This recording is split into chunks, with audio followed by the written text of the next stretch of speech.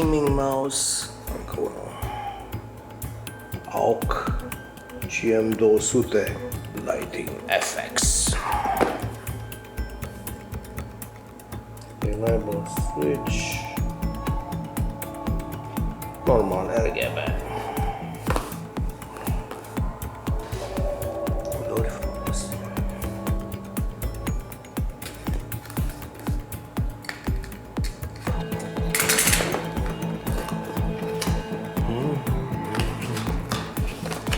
Și cablu. Cablu.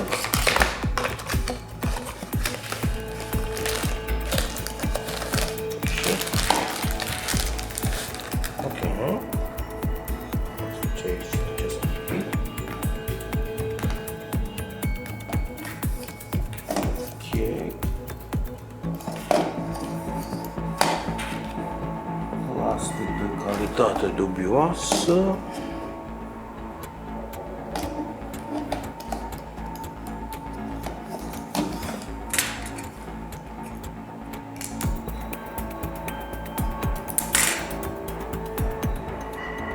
Da, vine cu un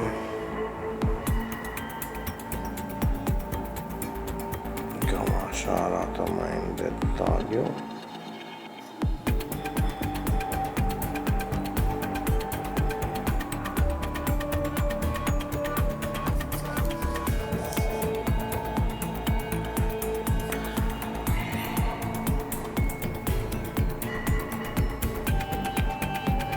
Surprinzător, dar e făcut în China.